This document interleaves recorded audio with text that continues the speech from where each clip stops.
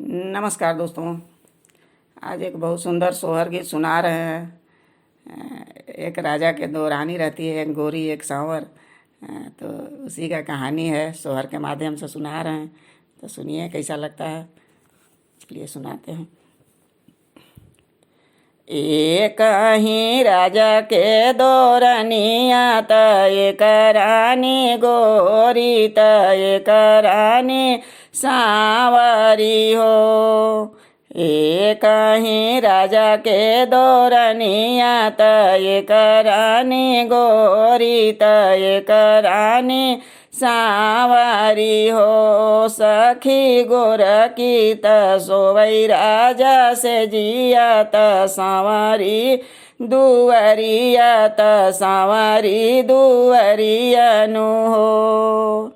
एक ही राजा के दो रानिया त एक रानी गोरी त एक रानी सांवरी हो। सखिया गोरकी त सोवई राजा कोरवा त सांवरी दुवरवा त सांवरी दुवरवानी हो।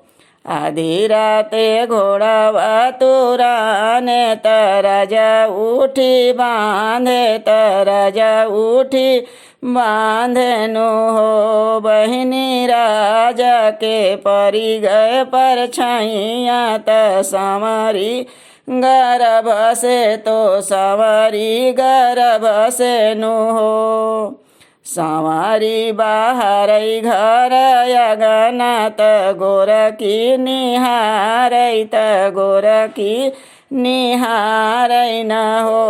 बहिनी हम तो सोवई राजा कोरवा त सांवरी दुवरवा त सांवरी दुवरवा नु हो।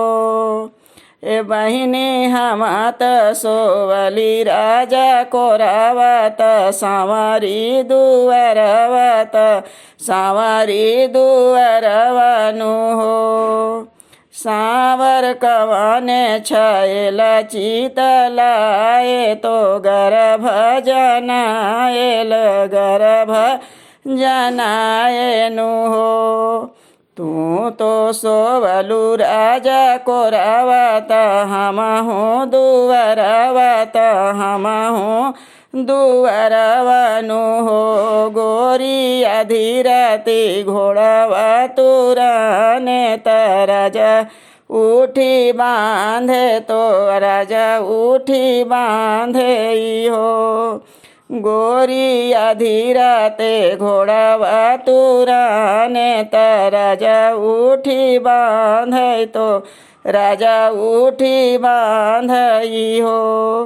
गोरी पड़ी गए राजा के परछाइया त हम हूँ गर्भ से नु हम हूँ गर्भ से नु हो।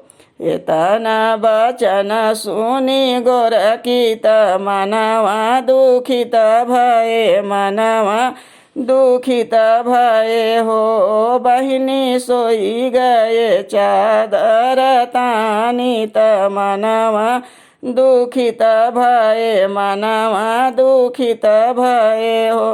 बहिनी सोई गए चादर तानी त मनवा दुखित भये मनवा दुखित भये हो।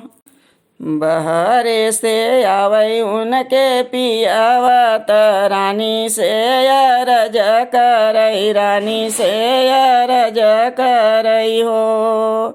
बहरे से आवै उनके पियावा तो रानी से अरज करई रानी से अरज करई हो। रानी कमाने संकट तोहरे जियर सोवेलू दुख निंदिया सोवेलू दुख निंदिया नु हो।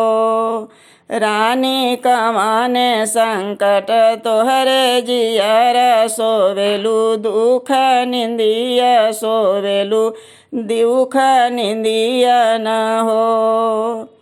हम तो सोवे राजा तोर गोदिया त सांवरी दुवरिया त सांवरी दुवरिया नो हो राजा सांवरी त भैली गर्भ से तो हम अपराधीना हम अपराधीना हो राजा सांवरी त भैली गर्भ से तो हम अपराधीना हम अपराधीन हो। चुप रह रनिया तू कुछु जानी कहत कुछु जानी कहानो हो रानी सांवरी के होई है ललनवा हमारे घर सोहर हमारे घर सोहर हो। रानी सांवरी के होई है ललनवा हमारे घर सोहर हमारे घर सोहर हो। रानी ठुमकी लाल चली है तीनहु जन देखब तीनहु जनी देखब हो। रानी ठुमकी लाल चली है तीनहु जनी देखब तीनहु जानी देखब हो।